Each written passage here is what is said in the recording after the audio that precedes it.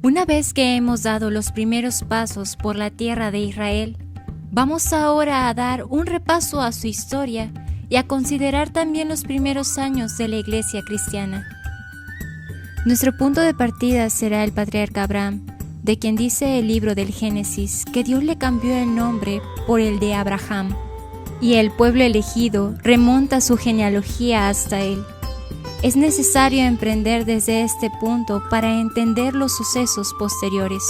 Cuando hablamos de los patriarcas, es decir, los primeros padres del pueblo judío, nos referimos a Abraham, Isaac y Jacob Israel, aunque también se llama así a los 12 hijos de Jacob. La escritura dice que Abraham dejó su tierra en Mesopotamia, porque su Dios le había prometido lo más valioso para un seminómada de aquellos tiempos: una tierra que pudiera llamar su propiedad y una descendencia numerosa. El cumplimiento de estas dos promesas y los acontecimientos que conllevan serán el tema principal de los libros del Pentateuco. Cuando leemos el Génesis, llegamos a la conclusión de que los patriarcas están emparentados. Abraham es padre de Isaac, y este es padre de Jacob, y sus 12 hijos serán los antepasados de las diferentes tribus de Israel. Sin embargo, la historia es un poco más complicada. El grupo que nosotros llamamos Israel tuvo un origen diferente al que podemos concluir leyendo superficialmente las Sagradas Escrituras. En la lectura se nos da a entender que todo Israel fue esclavo en Egipto y que todos salieron rumbo a la tierra prometida. Sin embargo, la asamblea de Siquem, narrada en Josué 24, nos ofrece una historia diferente. Ahí se han congregado tribus venidas del norte, del centro y del sur de Palestina.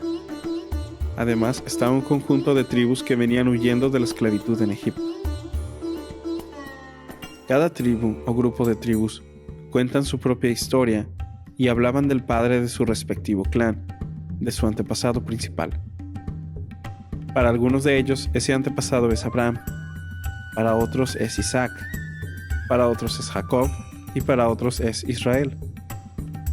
Cada tribu comparte su historia y las andanzas de su antepasado.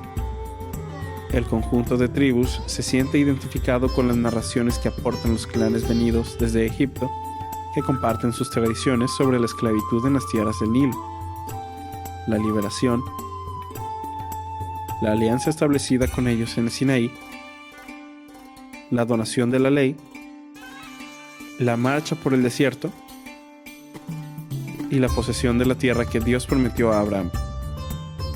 Así es como los antepasados de cada grupo son entroncados, como una familia, mediante el vínculo de la genealogía. Abraham se convierte en el padre por excelencia, y con él son vinculados los padres de las restantes tribus.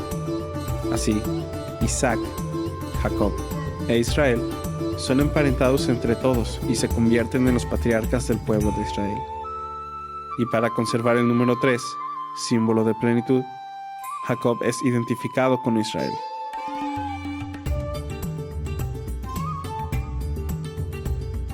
Ya desde ahora podemos ver dos constantes en la historia del pueblo judío: referirse al conjunto de tribus como un todo bajo el nombre de Israel, a pesar que durante mucho tiempo hubo varias tribus independientes.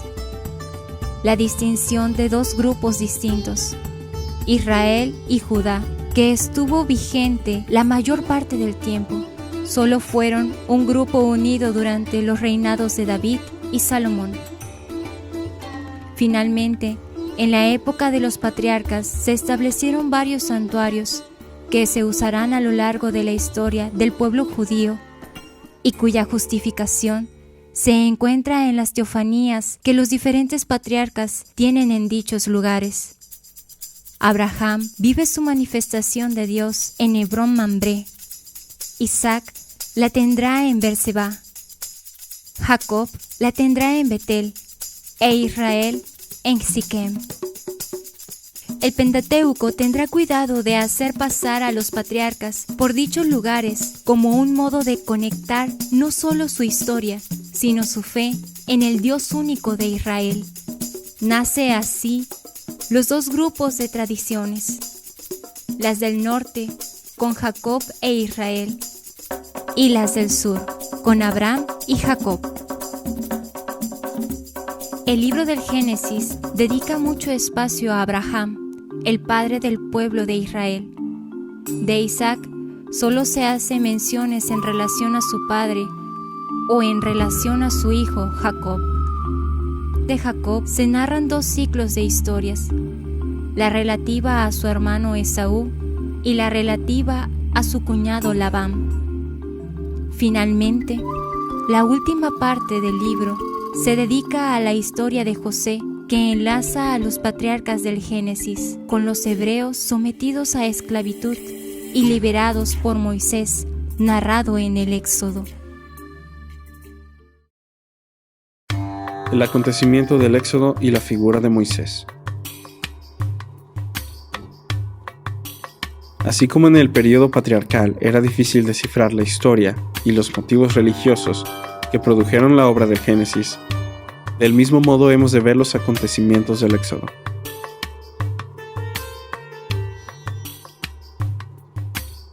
Datos históricos que podemos confirmar acerca de Moisés están relacionados con el hecho de que nació en Egipto. Se le dio un nombre de origen y significado egipcio, pero el mismo Moisés se sabía hijo de hebreos.